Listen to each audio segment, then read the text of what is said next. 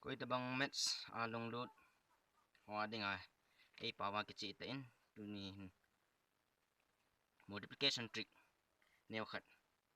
in vet khom diven ka dei se alung lut ho in abana het be nom nan nei wa he jong le ni het thim lo wa jong le inbox in bor thiu hin tin ni he thima koi tabang aban het be nom hon jong subscribe le like ne bol pi win lang tunin multiplication by 11 to ta le multiplication of two digit numbers square of two digit number ending in 5 ki tio he cho chang he na veo tin amo sa pen in 23 into 11 he say sort lovin and paging lew han 23 into 11 ho he direct ana boarding ting le 2 le 3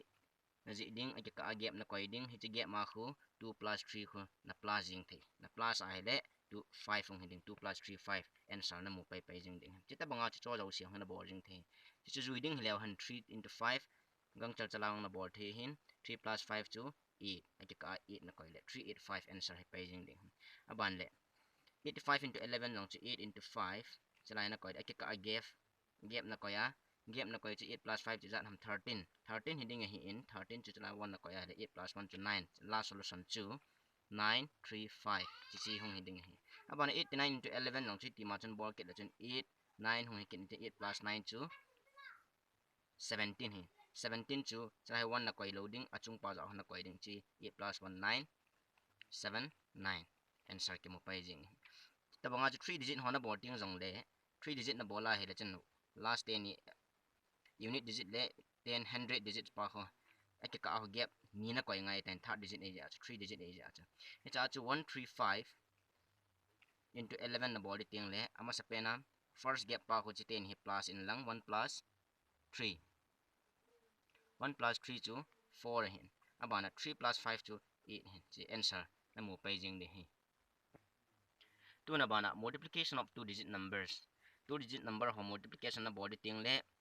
hicha hin agom lama se dingin unit digit pa he ve nang asam 10 hi jit pen hi 10 hi po po le direct nga bon the chance men chiang 4 plus 6 10 hin 8 plus 2 10 hin 5 plus 5 10 hin so che pitin na body ham te le 5 first 10 hin multiply ding 5 5 for 25 na ji jing ding aban te le hichalang pa hi 1 in increase ala 4 to 1 in increase le 5 ang hindi 4 5 are 20 answer 2025 na mo jing ding chita banga chun chiang hi unit digit ko asam ko 10 hi ja achu 6 plus 4 to 10 hi tam ji achu direct nga 6 4 are 24 na boarding the abana khat pa hi 1 in increase ke la chun 6 plus 1 is 7 6 7 are 42 answer chu 64224 I mean abana 8 8 into 82 siang hi 2 8 are 16 aban le chi khanan increase ale 8 plus 1 becomes 9 8 9 are 72 7216 hingi abane 95 into 95 bucket lesson 5 5 for 25 9 le 9 chi heading ahi ta ja chu chi pa khanan increase ke lesson 10 hunde 9 10 are 99025 ta cha bai chi khena na boarding the hi abana square of two digit number ending in 5 bucket di lewan square number hina boarding le adi a 5 digit na ki chai ho hi abai lam pena shading in 5 a number no multiply na hele 5 a ki chai te ding 5 5 for 25 example aja 75 le 75 hi hita ina multiply ji 5 5 for 25 2 in hand 5 7 35 36 37 7 5 for 35 negatia abana 7 7 49 50 51 52 hita ina ga body hichi sao zo hichi sa nga chu direct nga chu 5 square chu 25 yin chi khat pa khu 10 digit pa he 7 pa he khan increase ale 8 hung hiding 7 8 a 56 5 6 2 5 na tele gom jing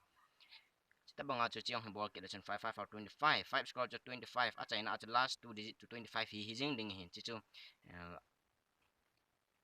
lungboi lo 25 na koi jing ding 5 a ki chai hin na na le chita banga chi pang he khan increase ke na le 6 plus 1 becomes 7 6 7 are 42 4 2 2 5 hikit jing abana 85 jang chu chita ma chen bol ke la chen 85 25 5 for 25 8 ko khan increase ke na le 9 8 9 are 72 7225 tele hichi process na mana hele multiplication tampi hi within a few minutes ana chai jing the hichi chen koi tabang a het be no ma alung lu nom kha wa hele nin support vin lang ban jong ke hen bol be be thin na hi ka ke pa e